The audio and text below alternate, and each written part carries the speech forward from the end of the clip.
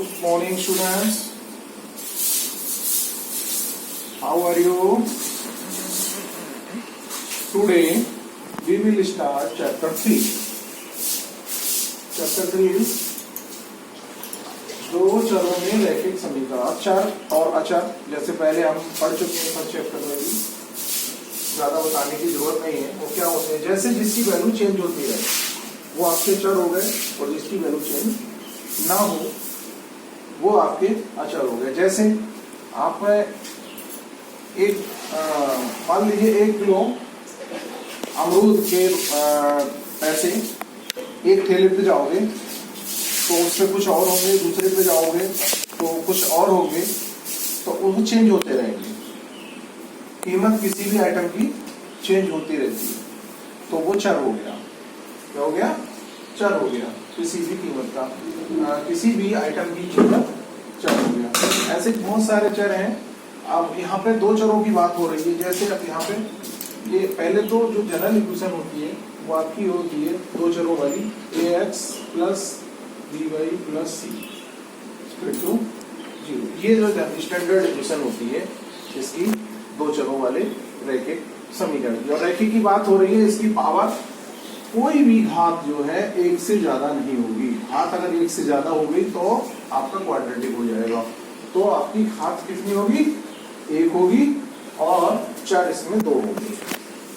अगर एक चर का लिखवाना हो आपसे तो क्या हो जाएगा? ax plus b equal to 0। ये एक चर का हो गया, किसमें चर x है। क्या है? चर। यहाँ पे देखो एक एग्जाम्पल लेके मैं आपको बताता हूँ। जैसे हमने एक बाजार से गए, कुछ फल खरीदे हैं, हमने अंगूर खरीदे और सेब खरीदे, तो अंगूर की कीमत कुछ है और सेब की कीमत कुछ है। सेब की कीमत कुछ है, तो इन देखो ये दोनों क्या हो गए? चर हो गए। ये दोनों हो गए चर। और हम बाजार गए, केवल सेब खरीदे, इसमें चर हो गया एक, केवल एक चर हो गया। तो इसमें ज्यादा ना करके, जैसे ये वाला क्वेश्चन है, एक नोटबुक की कीमत एक कलम की कीमत से दोगुनी है, इस कथन को निरूपित करने वाला एक रैखिक समीकरण लिखिए। अब रैखिक समीकरण लिखना है और दो चरों वाला लिखना है। ओके, दो चरों वाला एक रैखिक समीकरण लिखिए। निरूपित करने वाला, यहाँ पे दो चर हैं, दो चरों वाला रैखिक समीकरण लिखिए। तो इसको सॉल्व करने के लिए क्या करें? मान लो, माना नोटबुक की कीमत x, ये कथन है, कथन को समीकरण में बदलना है कि कीमत x रुपया तथा कलम की कीमत y रुपया है।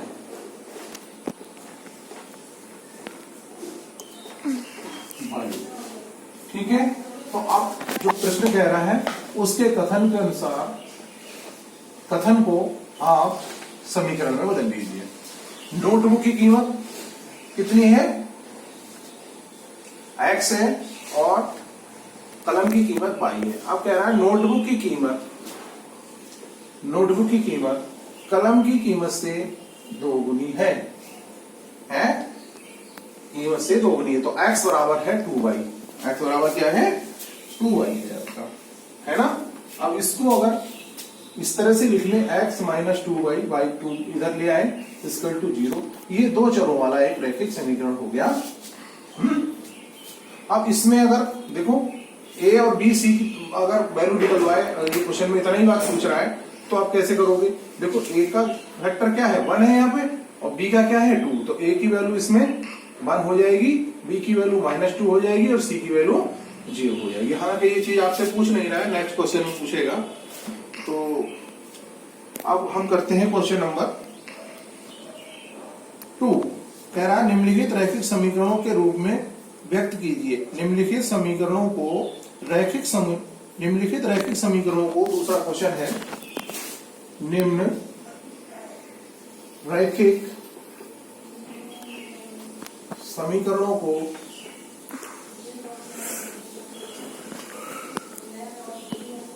ax plus by plus c बराबर 0 के रूप में व्यक्त कीजिए। ठीक है, ये आपको इस रूप में व्यक्त करना है। प्रत्येक स्थिति में ए बी सी के मान बताइए। इस क्वेश्चन में ये आ गया, देखो प्रत्येक स्थिति में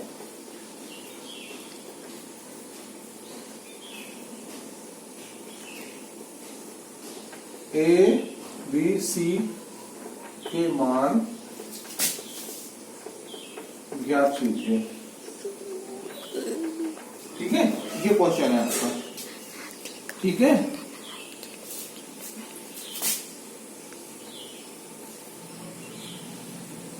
आप क्या करेंगे, देखो पहली वाली समीकरण है, पहला इसमें दे रखा है 2x plus 3y plus 3y equal to 9.35 बार।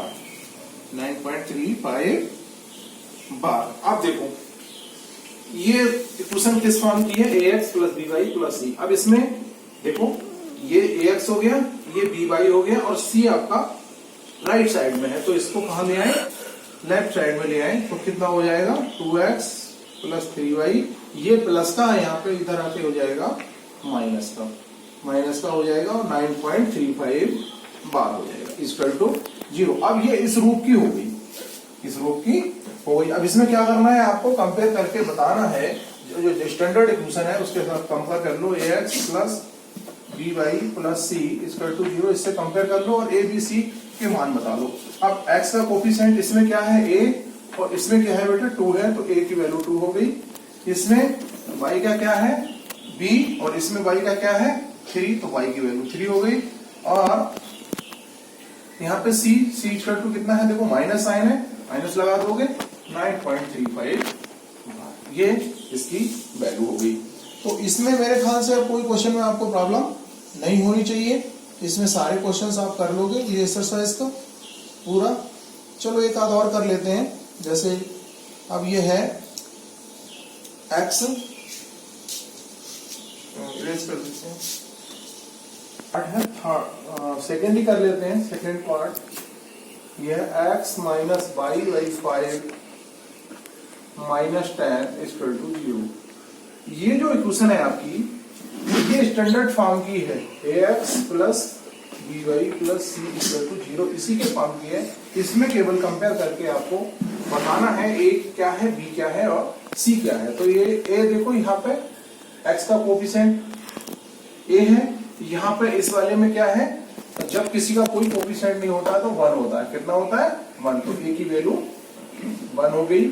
ऐसे ही b है, b का यहाँ y का b है, और यहाँ y का कितना है, ये 1/5 हो जाएगा, और c इक्वल टू आपका माइनस 10 हो जाएगा। ऐसे इसका एक क्वेश्चन और कर लेते हैं, ये फोर्थ पार्ट है। फोर्थ पार्ट में आपसे कह रहा है x इक्वल टू 3y, इसको स्टैंडर्ड फॉर्म में चेंज करेंगे। कैसे करेंगे, इसको लेफ्ट साइड ले लो, x minus 3y equal two plus 0 कर दो। यहाँ पे अगर किसी में 0 जोड़ते हैं तो उसमें कोई फर्क नहीं पड़ता है, इक्वल टू 0। ये हो गया आपसे इसका स्टैंडर्ड फॉर्म। अब इस फॉर्म में कंपेयर कर दो आप, ax plus by plus c equal to 0। a का कोफिशिएंट 1 है, तो a इक्वल टू 1, x का कोफिशिएंट यहाँ a यहाँ 1, तो ये हो गया। b इक्वल टू ये माइनस 3 है, और c इक्वल टू आपका 0 है। ये हो गया आपका। अब इसके बाद आप क्वेश्चन ले लेते हैं एक 2x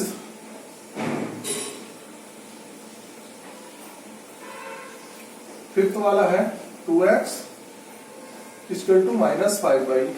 चेंज करो, इसको राइट में लेके आओ, वो लेफ्ट में लेके आओ। 2x माइनस है तो ये प्लस हो जाएगा, 2x plus 5y plus 0 equal to 0। Standard equation से चेंज कर दो, ये इस फॉर्म की हो गई, ax plus by plus c equal to 0 के फॉर्म की हो गई। तो इसे कंपेयर करें direct, a equal to 2, b equal to 5 और c इक्वल टू 0 हो गया। इसी तरह से एक और करवाता हूं, बाकी जो रिमेनिंग पार्ट है आप अपने आप कर लोगे, इसमें कोई भी डिफिकल्टी नहीं है। ये आपका कह रहा है 5 इक्वल टू 2x। इसमें क्या करें, देखो इसको इधर ले जाएं, तो ये हो गया 2x माइनस 5 इक्वल टू 0। यानी कि इसको अगर उस फॉर्म में चेंज करें तो 2x प्लस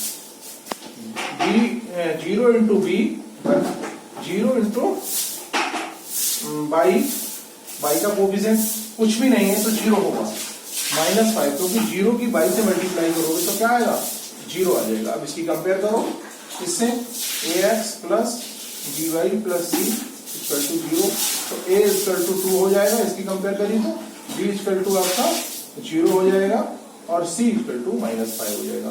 देखो जिसका भी कोफिशिएंट नहीं है, x का नहीं है तो x का 0 होगा, y का नहीं है तो y का 0 होगा। तो इस तरह से ये एक्सरसाइज आपकी कंप्लीट हो जाती है। उसके बाद एक्सरसाइज 3.4 भी स्टार्ट कर रहे हैं।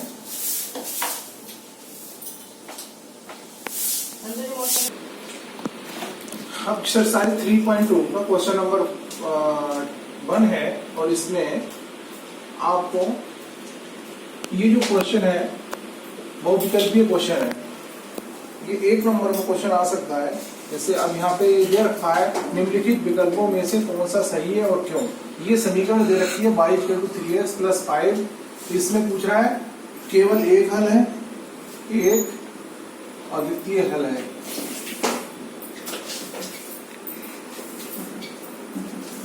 सेकंड क्या रहा है आपसे, केवल 2 हल है।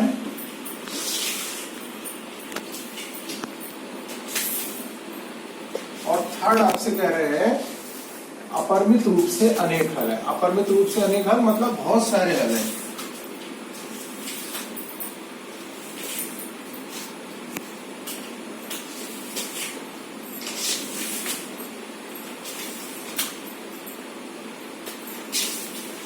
ठीक है, अब ये दे रखा है यहाँ पे, देखो ये समीकरण है, इसको अगर स्टैंडर्ड फॉर्म में लिखें, लिखने की वैसे जरूरत नहीं है। 3x माइनस वाई प्लस 5 = 0 ये हो जाएगी समीकरण में। अब कोई भी जो 2 चरों वाली रैखिक समीकरण होती है उसके अनंत रूप से, यहाँ पे चर क्या है, चर है x तथा y। x और y की बहुत सारी वैल्यूज के लिए, बहुत सारे मानों के लिए ये समीकरण संतुष्ट हो जाएगी, ये समीकरण संत हो जाएगी। तो इसके अपरिमित रूप से अनेक हल होंगे। किसी भी विचर वाली रैखिक समीकरण के अनंत रूप से अनेक हल होंगे। सीधे से ये याद रखना है आपको। चर x y है और इसके अनंत रूप से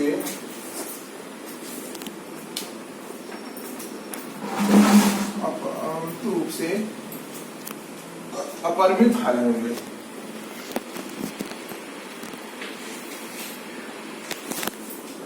ठीक है, इसी तरह से क्वेश्चन नंबर 2 है। क्वेश्चन नंबर 2 आपसे कह रहा है निम्नलिखित समीकरणों में से प्रत्येक समीकरण के 4 हल लिखिए। हाँ, इस क्वेश्चन को आप करोगे आप तभी आपको पता लग जाएगा। निम्न समीकरण, अब इसमें हल जो है हर एक बच्चे के अलग हो सकते हैं। इन समीकरणों में से प्रत्येक के 4 हल लिखिए। ठीक है, अब पहला वाला आपसे कह रहा है 2x + y = 7।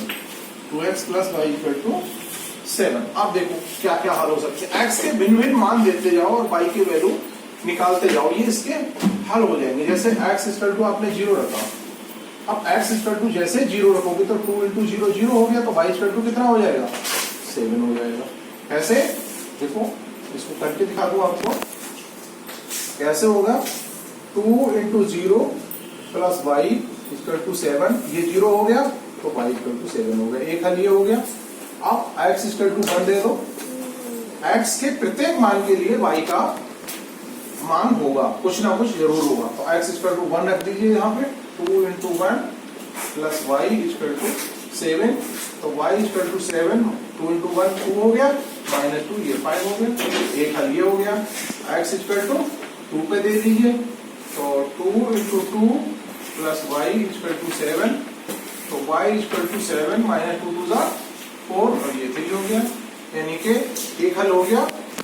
ये दूसरा कुछ और दे दीजिए, x इक्वल टू 3, कितना हो गया, 1 हो गया, 2 हो गया, तीसरा चौथा ये हो गया आपका। x इक्वल टू 3 देते हैं तो 3 into 2 plus y equal to 7, तो y इक्वल टू 7 माइनस 6 1 हो गया। तो इनके जो हल हो जाएंगे 4 हल, 0 पे 7, एक हल हो जाएगा 1 पे 5, दूसरा हल हो जाएगा तीसरा 2 पे 3, और चौथा जो हल हो जाएगा आपका 3 पे 1। ये चारों हल हो गए।